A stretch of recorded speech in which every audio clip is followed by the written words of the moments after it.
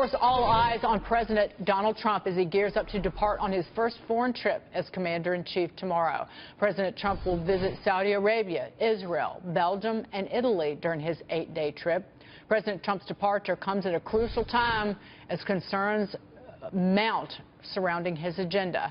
Joining us is Trump Great America PAC co-chair, former Reagan campaign manager Ed Rollins.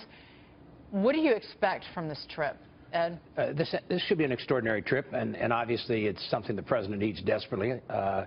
It's kind of the first measurement a lot of world leaders are going to make of him. He's going to go to NATO. It's going to be one-on-one, see how he performs. He's going to meet with the Pope. He's going to meet with the Saudi king and princes. He's going to meet with the prime minister in Israel. It's a very important trip, and traditionally you would spend weeks and weeks getting ready for a trip like this, but unfortunately this president's been somewhat distracted by a variety of things.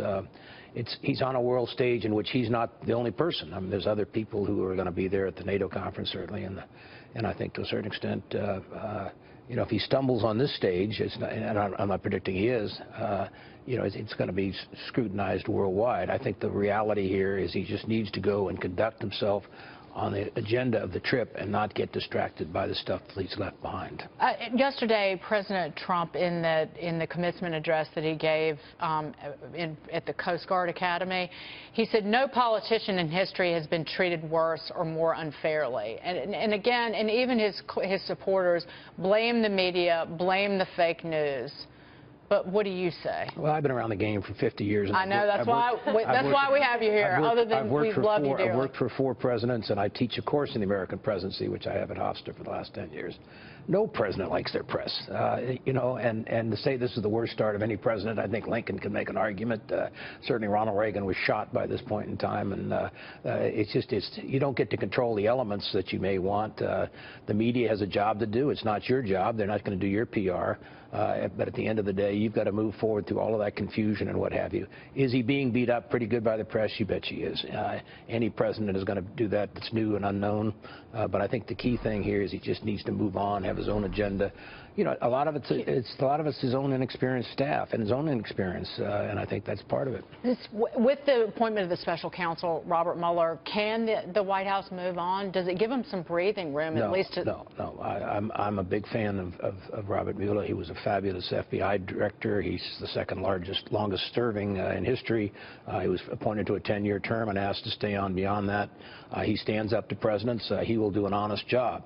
The problem is, do you want scrutiny on every day? Do you want a spotlight and a microscope looking at every element of your presidency and your staff? And I think it becomes a big distraction.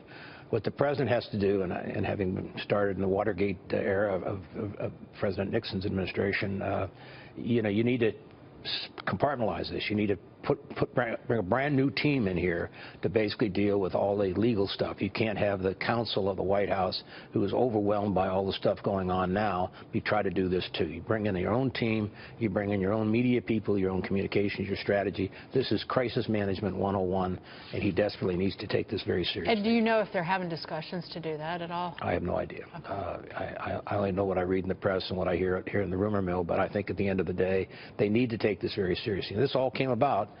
Again, it's certainly his prerogative to fire Comey. He should have probably fired him January 20th if he wanted to get rid of him, and no one would have cared. But because of what he's done in the last week, 10 days, you now have 5 congressional hearings going on, which should have been way more than enough. There's been no actual charges other than very bad judgment by his national security advisor, Flynn. And some, you know, people like Manafort and others who certainly had some activities going on that they probably shouldn't have. But no one has made a charge that the president has done anything yet. But the problem, once you get a special counsel, is he has unlimited access. He's totally independent. He reports to the Deputy Attorney General, but only in this sense. If he wants to take action, if he wants to prosecute, he has to go to the Attorney General to get money. But at the end of the day, he's going to have unlimited resources, and this could go on for years. Other special counsels have gone on for years, and then when you're out there looking... It was like 7 years in Iran-Contra. That was the Reagan administration, right. And they got things that they shouldn't have gotten, and they got into places they shouldn't have gotten into. And I think the end of the day here is once you begin this process, and again, I have great respect for Mueller, But Mueller is a law enforcement guy whose very dearest friend in the world was Comey. So whose word is he going to take? I mean, he's going to go look at what Comey thinks and what Comey said. And again, it's all self-inflicted. Would it really have mattered if Comey stayed there for another month or two or another year? But now we've got this chaos when the president still has to get the tax bill through, the health care bill through. That's what the people elected him for. And at the end of the day here, this stuff all becomes a distraction. But the FBI has the charter for counterintelligence in the U.S., and so the big point of the FBI doing this investigation is to assess the counterintelligence, the impact of Russia on the election. And people are really getting focused on the politics of it and whether or not there was collusion. But ultimately, don't you think it's important for, when things become so political, for someone to be appointed that people see as more bipartisan and maybe more trustworthy to the American public, when the ultimate result should be a counterintelligence investigation? Your point is absolutely valid, except. Well, wait for that. Except. No charges have been made against the president. There has been no collusion. There's been mistakes. But that's not what we're talking about. We're talking about a counterintelligence investigation. But the problem is no one thinks it's about the counterintelligence and what the Russians are doing. It's all about, at this point, the public debate is about what did the president do, what did the president's team do. And I totally think we need to have this investigation. The Congress is certainly going to do some of it. There's nobody more equipped to do that than Mueller. But at the end of the day here, how is that reported, and when does that come forth? My sense, my experience with these special prosecutors and special counsels, it's a forever process, and it's rumors and leaks and what have you, not necessarily coming from them, but every single day, every newspaper in America, every news station, including this one, is going to have someone assigned to follow what's going on there. And this is an administration that's lived and died by leaks, and at the end of the day, there's going to be more leaks. We will see, but